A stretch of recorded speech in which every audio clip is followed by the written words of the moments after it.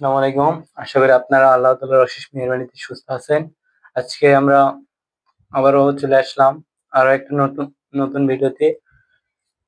এই ভিডিওতে আমরা স্ট্রাকচারাল মেকানিক্স এর নবম অধ্যায় সম্বন্ধে কিছু বেসিক ধারণা নেব।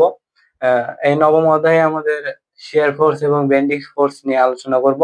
অর্থাৎ শিয়ার ফোর্স এবং বেন্ডিং ফোর্স আমরা যখন ডায়াগ্রাম অঙ্কন করব, ওই ডায়াগ্রাম অঙ্কনের জন্য এই অধ্যায় থেকে কিছু আমাদের শর্ট প্রশ্ন আসে। এই শর্ট প্রশ্নগুলো সম্বন্ধে আমরা একটু এবং বেসিকটাকে আহ, বেসিকটাকে মজবুত করার জন্য আমরা এই বিষয়গুলোকে অবশ্যই জানা রাখা আমাদের সকলের পক্ষে জরুরি। তাহলে এই জায়গা থেকে তোমাদের চাকরি পরীক্ষা বলো, অ্যাডমিশন বলো, সব জায়গা থেকে কোশ্চেন হয়। সুতরাং এই জিনিসগুলো আমাদের অবশ্যই জানতে হবে।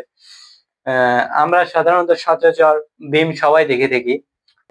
যেখানে যাই সেখানে তুমি বিম দেখতে পাবা, অর্থাৎ প্রত্যেকটা দালানে বিম দেখতে পারি। অর্থাৎ বিম হচ্ছে একটা আনুভূমিক কাঠামো। বিম হচ্ছে একটা আনুভূমিক কাঠামো, যেটা হচ্ছে কি বিল্ডিং বা দালানের বা যে কোনো কাঠামোর লোড গুলোকে বহন করে সাপোর্টে স্থানান্তর করে দেয়। এটাই হচ্ছে বিমের কাজ। এখন হচ্ছে বিমের প্রকারভেদ আছে, বিমের কয়েকটা প্রকারভেদ আছে। বিম হচ্ছে সাধারণত বিম হচ্ছে 5 প্রকার। এক নম্বর হচ্ছে সাধারণভাবে স্থাপিত বিম। সাধারণভাবে সাধারণভাবে স্থাপিত বিম। স্থাপিত বিম, এই বিমটা হচ্ছে যে সাধারণভাবে স্থাপিত বিম। ধরো এটা একটা বিম, এই বিমের হচ্ছে এখানে একটা সাপোর্ট দেওয়া আছে, এক পাশে থাকবে রোলার সাপোর্ট, এক পাশে থাকবে হিঞ্জ সাপোর্ট। এটা ধরো এটা হিঞ্জ সাপোর্ট, হিঞ্জ সাপোর্ট। তাহলে সাধারণভাবে স্থাপিত বিমটা কি? অর্থাৎ যে বিমটা হচ্ছে যে দুইটা সাপোর্টের উপর স্থাপিত এবং এই সাপোর্টের যে লোড গুলো আসে সেগুলো হচ্ছে যে এই বিমের উপর যে লোড গুলো আসে, এই লোড গুলো এই বিম সাপোর্টে ছড়িয়ে দেয়। তোমরা শুধু জেনে রাখবে সাধারণভাবে স্থাপিত বিমটা দেখতে কিরকম। বইয়ে কিছু বেসিক থিওরি আছে, সেগুলো দেখে নিও। তারপরে আছে হচ্ছে যে সাধারণভাবে স্থাপিত বিম। তারপরে আমরা বলতে পারি যে ক্যান্টিলিভার বিম। ক্যান্টিলিভার বিম, ক্যান্টিলিভার বিম, ক্যান্টিলিভার বিম। ক্যান্টিলিভার বিমটা দেখো, ক্যান্টিলিভার বিমটা হচ্ছে এরকম। ধরো এক সাইডে থাকবে তোমার হচ্ছে আবদ্ধ আবদ্ধ সাপোর্ট থাকবে এবং এক প্রান্ত, বিমের এক প্রান্ত থাকবে হচ্ছে মুক্ত প্রান্ত। এটা হচ্ছে ক্যান্টিলিভার বিম। তো ধরো বিমের এক পাশে যদি মুক্ত অবস্থায় থাকে সেটাকে আমরা বলবো হচ্ছে ক্যান্টিলিভার বিম। ক্যান্টিলিভার বিমের চিত্রটা এরকম, শুধু এটা মনে রাখলেই হবে তোমাদের। এর পরবর্তীতে আছে হচ্ছে ঝুলন্ত বিম। ঝুলন্ত ঝুলন্ত বিম, ঝুলন্ত আচ্ছা, ঝুলন্ত বিম দেখতে হচ্ছে অনেকটা এরকম। ধরো এটা একটা বিম, এখানে একটা সাপোর্ট দেওয়া আছে, এখানে একটা সাপোর্ট দেওয়া আছে, এই দুই পাশে হচ্ছে একটা ঝুলন্ত অবস্থা আছে। ঝুলন্ত বলতেই তো আমরা বুঝি, ঝুলন্ত মানে আহ, কোনো কিছু একটা ঝুলে আছে সাপোর্ট থেকে। তাহলে এই পাশে দেখো একটা অংশ ঝুলে আছে, এই পাশে একটা অংশ ঝুলে আছে, এই বিমটা হচ্ছে ঝুলন্ত বিম। এর পরবর্তীতে আছে হচ্ছে আমরা দেখব ঝুলন্ত বিম। আর দুইটা টাইপ আছে বিমের, সেটা হচ্ছে যে আবদ্ধ বিম। আবদ্ধ বিম, আবদ্ধ বিম বলতে কি বোঝায়? আবদ্ধ মানে কি আটকানো। যে বিমের হচ্ছে উভয় পাশে আটকানো থাকে সেটাকে আমরা বলবো আবদ্ধ বিম।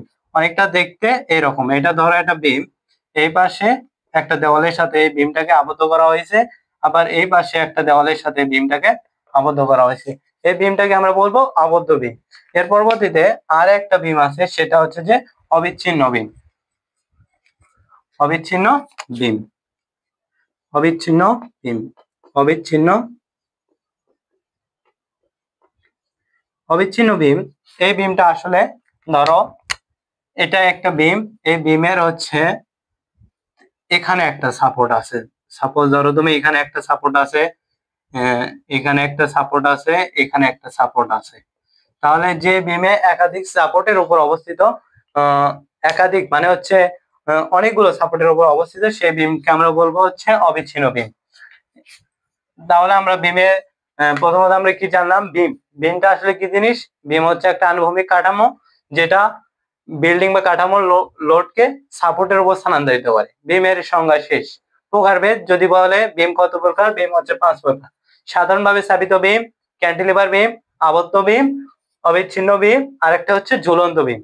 তাহলে আমরা কিন্তু দুটো অ্যান্সার করতে পারলাম। এরপর যে আমরা সাপোর্ট সম্বন্ধে জানবো।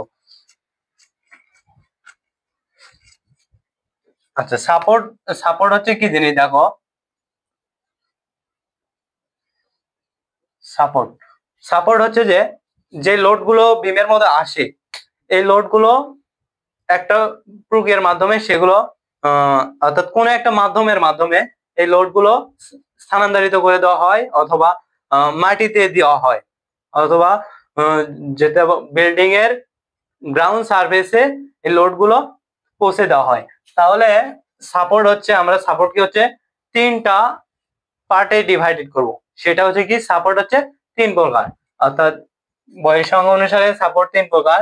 একটা হচ্ছে যে রোলার সাপোর্ট,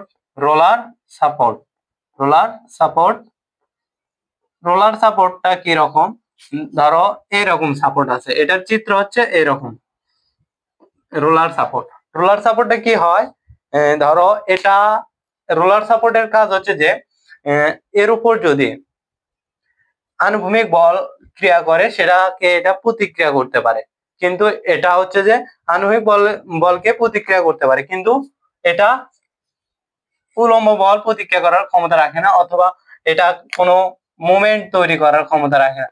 তাহলে আমরা হচ্ছে রোলার সাপোর্ট একটা, এর পরবর্তীতে আছে হচ্ছে, শুধু তোমরা জেনে রাখবা হচ্ছে সাপোর্ট 3 প্রকার, এগুলো সংক্ষিপ্ত প্রশ্ন আসে। সেটা হচ্ছে একটা হিঞ্জ সাপোর্ট, আর একটা হচ্ছে যে 3 নম্বরে আছে রোলার সাপোর্ট, হিঞ্জ সাপোর্ট, আর একটা আছে যে তোমার হচ্ছে যে আর একটা সাপোর্ট আছে, সেটাকে তোমরা বলতে পারো হচ্ছে রোলার সাপোর্ট। আমরা এর আগে দেখলাম, সেটা হচ্ছে যে সাপোর্টের আর একটা আছে, একটু দেরি করো। আরেকটা হচ্ছে যে আবদ্ধ সাপোর্ট। আমরা যে ক্যান্টিলিভার বিমটা বললাম না, ওখানে একটা কিন্তু সাপোর্ট ছিল আবদ্ধ সাপোর্ট। অর্থাৎ আবদ্ধ সাপোর্টটা অনেকটা এরকম দেখতে, এরকম, অর্থাৎ যে একটা বিমকে যেটা আবদ্ধ করে রাখে সেটা হচ্ছে আবদ্ধ সাপোর্ট। এটা হচ্ছে মুভমেন্ট বলকে প্রতিক্রিয়া করার ক্ষমতা রাখে। তাহলে আমরা সাপোর্টের প্রকারভেদ জানতে পারলাম। সাপোর্ট হচ্ছে 3 প্রকার, রোলার সাপোর্ট, হিঞ্জ সাপোর্ট, আর একটা হচ্ছে আবদ্ধ সাপোর্ট।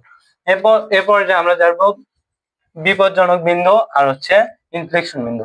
এই দুটা পয়েন্ট আমি পরে বলবো, কেননা এই দুটো জানতে হলে তোমাকে আগে এসএফডি এবং বিএমডি কার্ভ অঙ্কন করতে পারতে হবে। এসএফডি এবং বিএমডি কার্ভ যখন অঙ্কন করতে পারবা, তখন তুমি যে ইনফ্লেকশন পয়েন্ট এবং বিপজ্জনক পয়েন্ট বা ডেঞ্জারাস পয়েন্ট, এই দুইটা বিষয় সম্বন্ধে ধারণা পাওয়া। তো এই দুটো জিনিস আমরা একটু স্কিপ করব।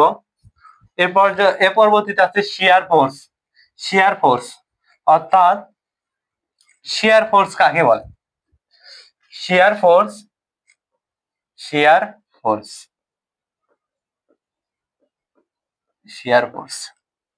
তাহলে শিয়ার ফোর্স দেখো, শিয়ার ফোর্সটা এরকম। ধরো হচ্ছে আমরা একটা বিমের খণ্ডিত অংশ নিয়ে চিন্তা করি, দুইটা খণ্ডিত অংশ।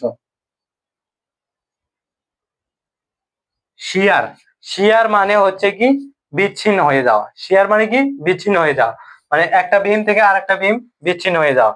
এই বিচ্ছিন্ন হয়ে যাওয়া একটা বিমের অংশ যদি উপরে ওঠে এবং একটা বিমের অংশ যদি নিচে নামে, সেটার উপর ডিপেন্ড করে। এটা হচ্ছে দেখো, যখন আরেকটা চিত্র আছে এরকম, এটা একটা দেখো বিমের অংশ, আর একটা অংশ নামবে হচ্ছে নিচে, বিমের দুটো অংশ। ধরো এটা একটা চিত্র আর এটা একটা চিত্র। যখন এইরকম হবে, বিমের প্রথম অংশ উপরের দিকে উঠবে, এটা হচ্ছে নিচের দিকে উঠবে রেফারেন্স অক্ষ থেকে। এখানে একটা লাইন থাকবে, সেটা হচ্ছে নিরপেক্ষ লাইন বা রেফারেন্স লাইন, অর্থাৎ এটাকে বলবো আমরা পজিটিভ শিয়ার ফোর্স। আর এটা যখন হচ্ছে প্রথম বান্ডলটা নিচের দিকে নেমে যাবে এবং দ্বিতীয় বান্ডলটা উপরের দিকে উঠে যাবে, মানে হচ্ছে বিমের শিয়ার হয়ে যাওয়ার ফলে, অর্থাৎ বিমের যা বিচ্যুতি ঘটার ফলে বিমের প্রথম অংশটা যখন নিচের দিকে নামবে এবং দ্বিতীয় অংশটা যখন উপরের দিকে উঠবে, সেটাকে আমরা বলবো negative shear force.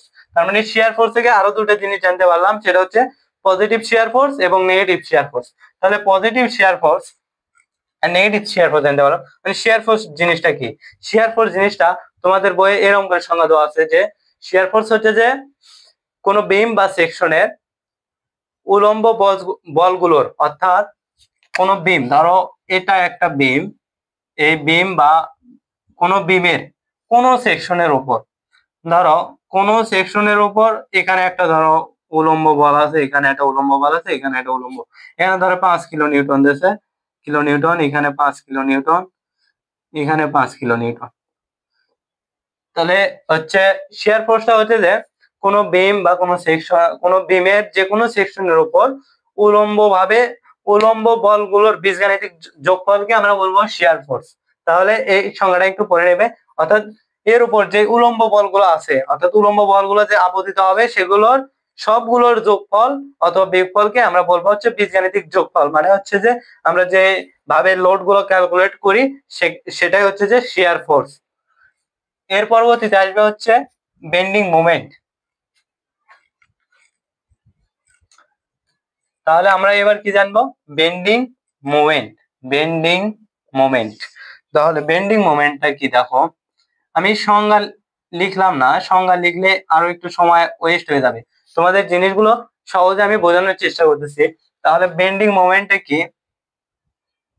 Bending, bending ইংরেজিতে বেন্ডিং শব্দটার অর্থ কি? বাঁকানো। অর্থাৎ বিমটা যদি বেঁকে যায়, ধরো এই বিম এরকম করে বেঁকে গেল, এই বিম হচ্ছে এরকম করে বেঁকে গেল, যখন নিচ দিকে বাঁকবে সেটাকে বলা হবে পজিটিভ বেন্ডিং মোমেন্ট। সেটাকে কি বলা হবে? Positive bending moment. আবার যখন এই বিমটা, ধরো এই বিমটা উপরের দিকে বেঁকে যাবে, এই বিমটা কি হবে? উপরের দিকে বেঁকে যাবে, তো সেটাকে আমরা বলবো নেগেটিভ বেন্ডিং মোমেন্ট। তাহলে পজিটিভ বেন্ডিং মোমেন্ট এবং নেগেটিভ বেন্ডিং মোমেন্ট সম্বন্ধে আমরা ধারণা পেয়েছি। তাহলে এখন বেন্ডিং মোমেন্টের সংজ্ঞাটা জানবো। বেন্ডিং মোমেন্ট হচ্ছে যে ধরো কোনো একটা বিমের উপর, এটা একটা বিম, ধরো ক্যান্টিলিভার বিমে বিবেচনা করি, ক্যান্টিলিভার বিম, ধরো এখানে একটা বল আছে, এখানে দূরত্ব হচ্ছে 5 মিটার, এখানে দেওয়া আছে 10 কিলো নিউটন। তাহলে বেন্ডিং মোমেন্টটা কি?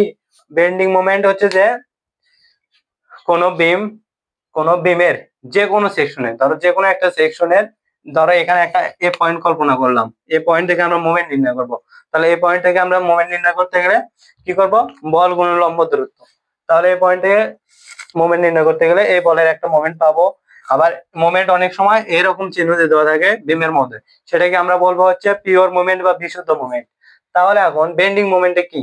বিম বা বিমের যে কোনো সেকশনের উপর উলম্ব বলগুলোর বীজগাণিতিক যোগফলের মোমেন্টকে, তার মানে কি?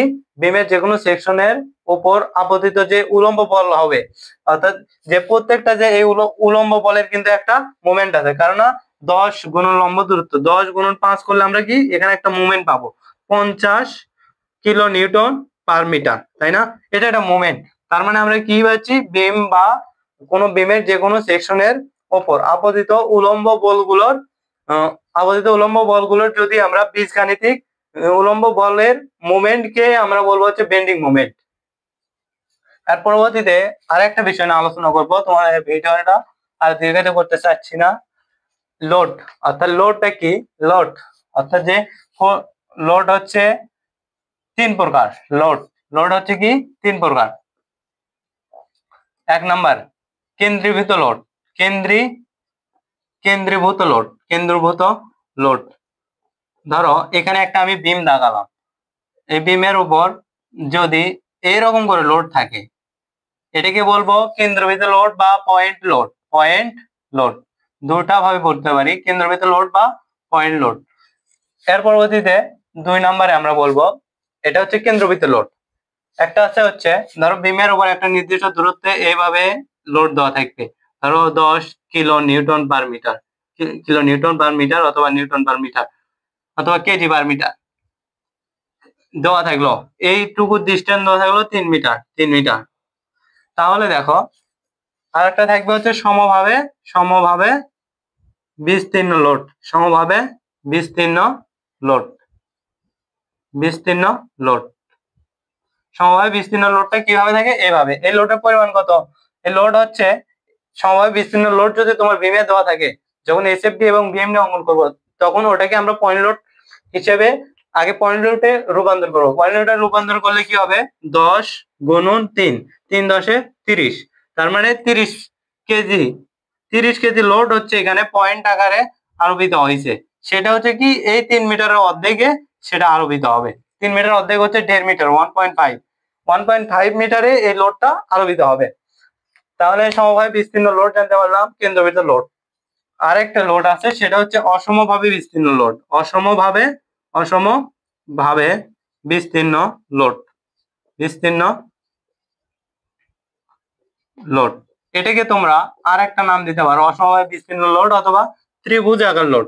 ত্রিভুজাকার লোড, ত্রিভুজাকার লোড। এই লোডটা কি রকম দেখো? ত্রিভুজাকার লোড। ধরো এরকম এটা বেবের উপরে এরকম সেকশন দিয়ে লোড দেওয়া থাকবে। এখানে একটা লোড, এখানে একটা লোড, এখানে একটা লোড, এখানে একটা লোড। এটা হচ্ছে অসমভাবে বিস্তীর্ণ লোড। ধরো এখানে দিল 10, 5, এখানে দিল 2, এখানে দিল 1। এগুলো হচ্ছে বিমের উপর অসমভাবে বিস্তীর্ণ লোড। ধরো এটাই হচ্ছে বিম, বিমের উপর হচ্ছে এটা অসমভাবে বিস্তীর্ণ লোড বা ত্রিভুজাকার লোড। এটা ক্যালকুলেশনের ওয়ে আছে, সেটা আমরা সামনের ক্লাসে বিস্তারিত আলোচনা করব। তাহলে আমরা এই ভিডিওটি কি কি শিখতে পারলাম? এই ভিডিওটিতে আমরা অনেক গুরুত্বপূর্ণ টপিকস নিয়ে আলোচনা করছি। প্রথমে বিম আলোচনা করছি, বিমের প্রকারভেদ, তারপরে সাপোর্ট আলোচনা করেছি, সাপোর্টের প্রকারভেদ। এই দুটো পয়েন্ট শুধু আমরা স্কিপ রাখছি, কেননা এই দুটো পয়েন্ট হচ্ছে আমরা এসএফডি বিএফডি যখন অঙ্কন করব তখন আমরা এই দুটো পয়েন্ট নিয়ে আলোচনা করলে তোমরা সহজেই বুঝতে পারবে। সেজন্য আমরা এই দুটো পয়েন্টে স্কিপ করছি। তারপরে share force, bending moment, load এবং লোডের প্রকারভেদ, এই কয়েকটা বিষয় নিয়ে আলোচনা করছি। আশা করি তোমাদের ভিডিওটা অনেক ভালো লাগবে এবং তোমরা তোমাদের বন্ধু বান্ধবের কাছে এই চ্যানেলটা শেয়ার করে দেবে। এই বলে আজকে শেষ করছি। আসসালামু আলাইকুম, এবং এই ভিডিওটিতে অবশ্যই লাইক দেবে। ধন্যবাদ।